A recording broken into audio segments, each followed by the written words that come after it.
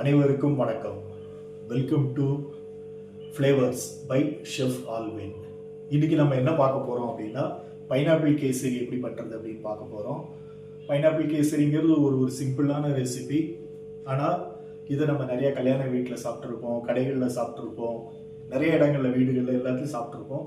ஆனால் அதனுடைய எப்படி ஒரு மெஷர்மெண்ட் இருக்கணும், அதை ஸ்டெப் பை ஸ்டெப்பாக நம்ம என்ன பண்ண போகிறோம் பார்க்க போகிறோம். அதில் எவ்வளோ நேரம் நம்ம ரவை ரோஸ்ட் பண்ணணும், அதுக்கப்புறமா அதை எவ்வளோ கீ ஆட் பண்ணணும், எவ்வளோ ஆயில் ஆட் பண்ணலாம், அப்புறம் வாட்டருடைய குவான்டிட்டி, அதுக்கப்புறம் ஃபைனல் டச்சாக அதில் நம்ம அந்த கேஷ்யூ நட்ஸ் அதெல்லாம் போட்டு கார்னிஷ் பண்ணி எப்படி சர்வ் பண்ண போகிறோம் அப்படிங்கிறத ஸ்டெப் பை ஸ்டெப்பாக பார்க்க போகிறோம்.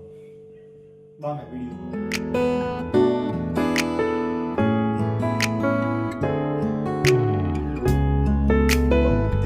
இன்க்ரீடியன்ஸ் என்ன அப்படின்னு பார்க்க போகிறோம். Rava 1 cup, sugar 1 cup, oil and ghee 1/2 cup எடுத்திருக்கோம். அதுக்கப்புறமா ரைசின்ஸ் அண்ட் கேஷ்யூ நட்ஸ் எடுத்திருக்கிறோம் 1 டேபிள் ஸ்பூன். அதுக்கப்புறம் பார்த்தீங்கன்னா 1 கப் பைனாப்பிள் சாப் பண்ணியிருக்கோம். அதுக்கப்புறம் வாட்டர் பார்த்தீங்கன்னா 3 கப்ஸ் ஆஃப் வாட்டர். ஸ்டவ் நம்ம ஆன் பண்ணிட்டோம். அடுத்து என்ன பண்ண போகிறோம்னா, ஃபஸ்ட்டு நம்ம வச்சிருக்கிற கீயை ஆட் பண்ணி நம்ம வச்சிருக்கிற கேஷ்யூ நட்டையும் சுல்தானாவையும் நம்ம ஃபஸ்ட்டு என்ன பண்ண போகிறோம், ரோஸ்ட் பண்ண போகிறோம்.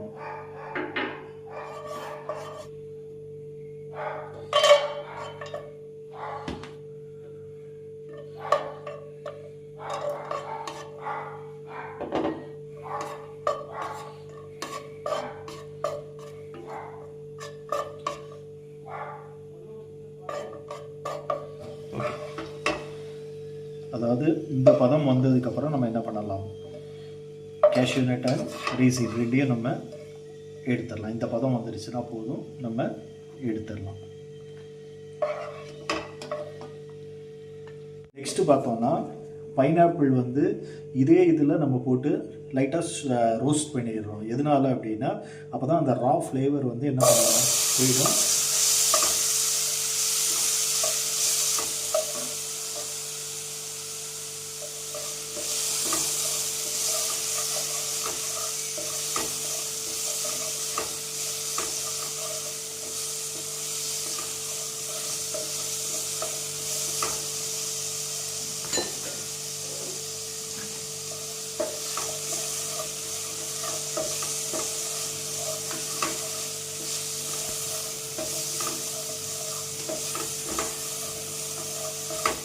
நம்ம என்ன பண்ணியிருக்கோம்னா, நம்ம வச்சுருந்த கீ அப்புறமா அதை வந்து போட்டு நல்லா கோல்டன் இதில், அதாவது நம்ம டபுள் ரோஸ்டட் வாங்கியிருந்தாலும் என்ன பண்ணுறோம் அப்படின்னா, அகைன் திரும்ப கீ போட்டு லைட்டாக ரோஸ்ட் பண்ணிடுறோம். அது வந்து நல்ல ஒரு ஃப்ளேவர் கொடுக்கும் நம்மளுடைய ஃபுட்டுக்கு.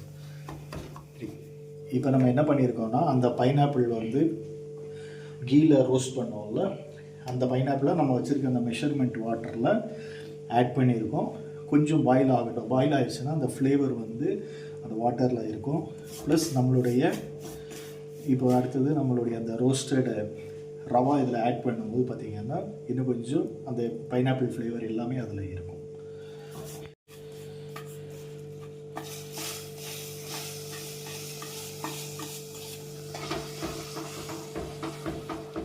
அப்புறம் நம்ம ரோஸ்ட் பண்ண ரவையை நான் என்ன பண்ணியிருக்கேன்னா இதில் ஆட் பண்ணியிருக்கேன்.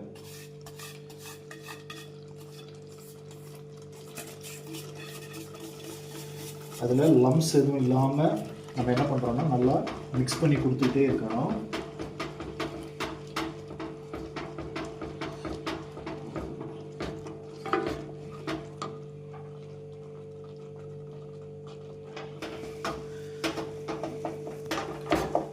அதாவது இந்த டெக்ஸ்சர் வந்துடுச்சு. அடுத்தது என்ன பண்ண போகிறோம்னா, ஒரு நம்ம வச்சிருக்கிற சுகரை ஆட் பண்ணுறோம். நான் என்ன பண்ணியிருக்கிறேன்னா, சுகர் கொஞ்சமாக இதில் மிக்ஸ் பண்ணியிருக்கேன். அடுத்தது இன்னும் கொஞ்சம் சுகரை என்ன பண்ணியிருக்கிறேன் அப்படின்னா பவுடர் பண்ணி, அதாவது ஏலக்காவையும் சுகரையும் சேர்த்து பவுடர் பண்ணி நான் என்ன பண்ணியிருக்கிறேன்னா வச்சுருக்கிறேன். அதை இப்போ மிக்ஸ் பண்ண போகிறேன். ஏலக்காவோட இதை இந்த சுகரை பவுடர் பண்ணியிருக்கேன். பவுடர் பண்ணிவிட்டு நம்ம அதை நல்லா மிக்ஸ் பண்ணி கொடுக்கணும். அப்போ தான் அது வந்து என்ன ஆகாதுன்னா லம்ஸ் ஃபார்மேஷன் எதுவும் இல்லாமல் இருக்கும். இதில் நம்ம எந்த எசன்ஸும் எதுவும் ஆட் பண்ணலை, கலர் எதுவுமே ஆட் பண்ண போகிறது இல்லை. சுகரை ஆட் பண்ணிவிட்டு ஒரு கரெக்டாக ஒரு 1 minute நம்ம என்ன பண்ண போகிறோம் அப்படின்னா இதை க்ளோஸ் பண்ணி வைக்க போகிறோம். கரெக்டாக ஒரு 1 minute.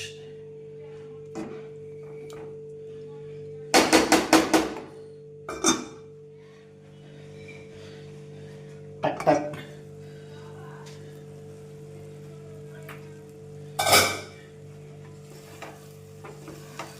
ஸோ நம்மளுடைய கேசரி ரெடி.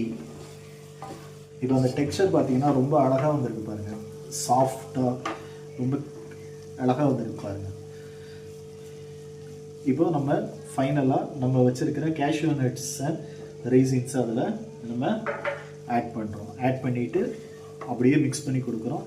இப்போ நம்ம ஸ்டவ்வை ஆஃப் பண்ணிடுறோம்.